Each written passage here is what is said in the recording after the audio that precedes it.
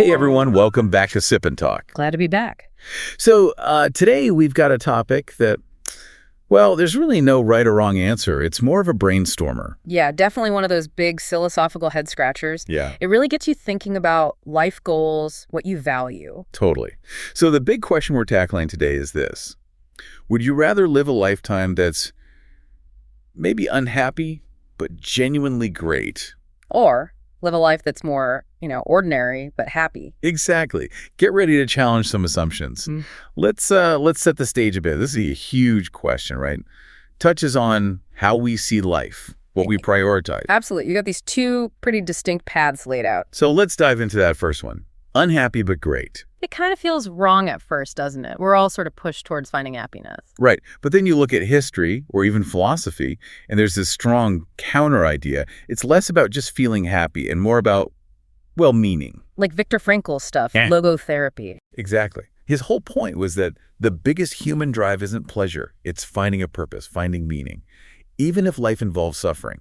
Which it often does. Right. And if that suffering serves a larger purpose, you can undo it. You see this with a lot of figures we'd call great. They often faced incredible pressure, loneliness, hardship. Yeah, you think about someone like Van Gogh. I mean, deeply troubled guy, right? Yeah. Barely sold anything while he was alive. Probably wasn't skipping through tulip fields happy. Probably not. But look at his impact on art. It's immense. It fundamentally changed things. Or Mother Teresa, dedicating her whole life to service, but then you read her letters and realize she had these deep struggles, feeling alone, questioning her faith. It's profound. And Martin Luther King Jr., the constant threats, the racism, eventually being killed, his personal life must have been incredibly difficult. Yeah, unimaginable. But the impact, massive changes in human rights in the U.S. So the idea is maybe influencing humanity, leaving something lasting. Maybe that's more important than just your own personal happiness day to day. It connects to that Nietzsche quote, right? Something about great people setting values for the future, even if they get sacrificed. That's the one. Truly great people are willing to establish values for the future, even if they are sacrificed first. It's this tension, fleeting personal happiness versus an enduring legacy. So the argument is kind of greatness lasts forever, happiness is temporary. Pretty much. A major discovery, a game-changing piece of art, a movement for justice that stuff echoes for ages.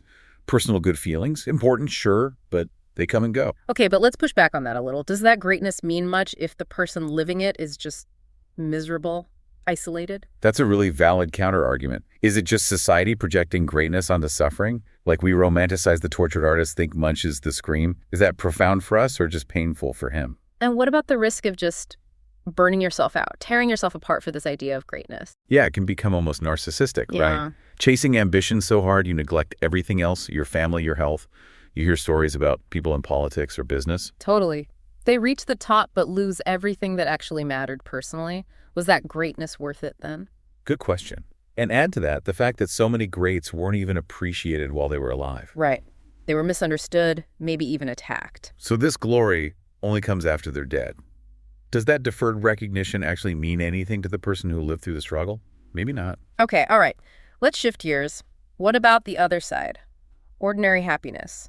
This feels more intuitive for a lot of people. It does, and there's strong philosophical backing too, like utilitarianism, Bentham, Mill basically saying happiness or well-being is the ultimate goal. So just being happy, making your loved ones happy, that is a good life. Full stop. Exactly. The argument here is you don't need to be in history books to have value. Simple things, time with family, honest work, helping a neighbor. Small but beautiful things. Yeah, small but beautiful contributions. Your life doesn't need to be epic to be worthwhile. It can just be lived well, contentedly, with connection. And think about the contrast. Those great figures often did neglect relationships, health. Big time. So maybe a simpler life, just spent happily with the people you care about, filled with everyday joys. Maybe that's actually more fulfilling than constant struggle and sacrifice. You avoid that huge personal cost.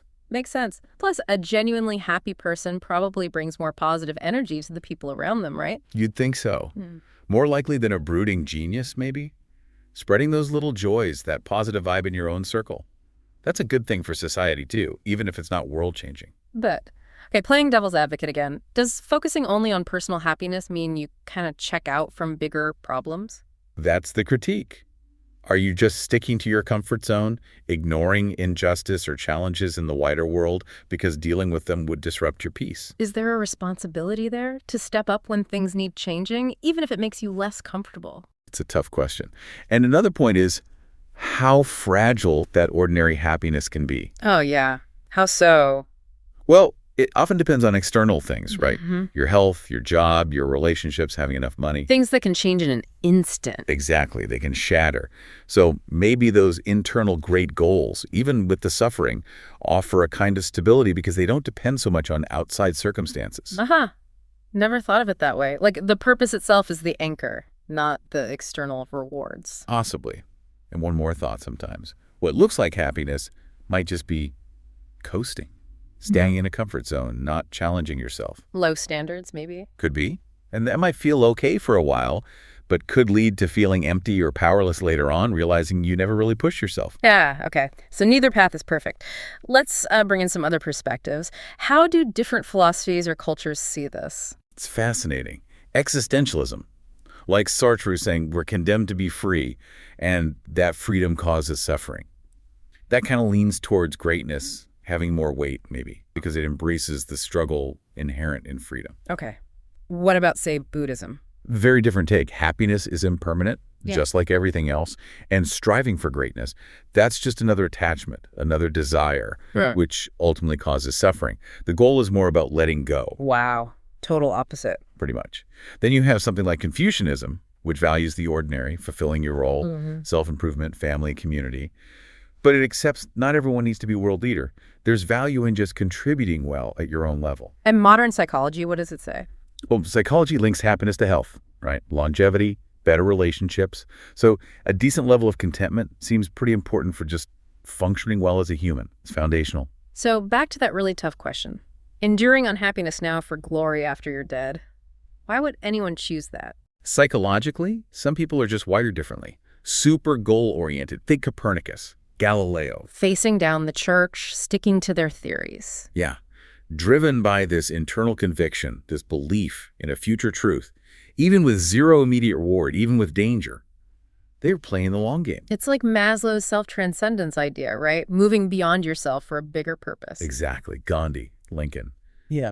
During attacks, criticism, because they were focused on that larger goal. It's almost like if you know the meaning is there down the road, you can tolerate the pain now, like a climber pushing through exhaustion because they see the summit. But that takes incredible foresight, and pain is, well, painful right now. That's the counterpoint. Our brains react strongly to immediate pain. Future glory, that's abstract, hard to imagine. So the natural human tendency is often just to avoid the suffering. Makes sense. And the toll, being ignored, misunderstood for years, that can break people. Absolutely. It can lead to depression, anxiety, even suicide. You mentioned Emily Dickinson, Kafka. Brilliant people, largely unrecognized in their time. Kafka wanted his stuff burned. That's how isolating it can feel. So is that dead glory even real? If you never feel it, Kant talked about acting from duty, not for reward. Right. Is living for posthumous fame just delayed vanity? Is it truly selfless? Which leads to, who are you actually being great for? Good question. Is it for humanity? Posterity? Like being a torchbearer, lighting the way like Socrates or Aristotle. Socrates choosing death over living unjustly. Afraid to live unjustly, yeah. Powerful. But what if it's really just about your name living on? Personal immortalization. How different is that really from someone chasing online fame today, just on a longer time scale? Oh, the motive matters. Let's revisit those examples quickly. Van Gogh sells almost nothing, suffers intensely, dies young. Now, Icon? Kafka hated his own work, wanted it destroyed. Now, essential 20th century writer. Copernicus faced religious backlash, theory ignored for ages. Now, scientific revolutionary. Even someone more recent, like Agamben, the philosopher, criticized, marginalized for years for his ideas. Now, increasingly influential. So the core question really boils down to, are you willing to live for applause that might only come long after you're gone? That's the crux of it. Okay, so for everyone listening, chewing on this, here are some things to maybe ask yourself based on all this. Yeah, like if your great work, your contribution would only be recognized after you die, Could you actually endure the obscurity, maybe the pain, while you're alive? And flip side, if you live a happy, ordinary, personally fulfilling life, but a huge crisis hits society and you feel, well, useless, would you regret not having developed skills or influence to help? Oof, yeah. And is greatness something you define for yourself? Or is it ultimately just what other people, what society decides it is? Big one. And finally, what are you really chasing? A valuable life measured by impact, or a life of feeling measured by your own contentment and experience? No easy answers, are there? Yeah. Both paths clearly have value and both have serious downsides. Definitely. That greatness and unhappiness route offers legacy, maybe huge societal contribution, but the stress, the personal cost, it's immense. Aristotle thought true happiness came from doing virtuous things, not just feeling good. And that recent Berkeley research is interesting. Yeah. Focusing too much on trying to be happy can actually make you less happy. Yeah. Maybe it's about accepting imperfect happiness. Right. And then the ordinary and happy path focuses on relationships, contentment. Maybe lacks that grand sweep of history. But that huge Harvard study, 80 years long, found that close relationships are the biggest key to lifelong happiness and health. More than money, more than fame, and loneliness. Really bad for you. As bad as smoking, they said. Wow. And you see those trends now, right? Depression rates up, the U.S. dropping in happiness rankings, young people feeling less happy. Yeah, it makes you wonder if maybe the intense pressure to achieve, to be great, is actually backfiring for a lot of people, leading to more dissatisfaction. So maybe the answer isn't picking one or the other. Maybe it's about finding some kind of balance. Seems likely. Finding a way to accept that happiness isn't perfect, nurturing those important relationships, but also finding meaning. Maybe contributing in your own way. Kind of like how some places, like Denmark, focus on overall quality of life and social support. Finding that personal equilibrium might be the real goal after all. What a thought-provoking conversation. It really makes you consider what truly matters in life. Absolutely. No easy answers, but hey, that's what makes Sip and Talk fun, right? We hope this deep dive into greatness and happiness sparked some thoughts for you too. Yeah, definitely. Remember to subscribe to Sip and Talk wherever you get your podcasts. And hey, for more fun stuff, memes, music, wine tasting, travel vlogs, check out our good friend Mickey's YouTube channel, Mickytolife. Yes, definitely give Mickey some love. And send him good vibes. His stomach issues are still giving him trouble. Poor guy. Hope he feels better soon. All right, that's all for today. Until next time, keep sipping. And keep talking.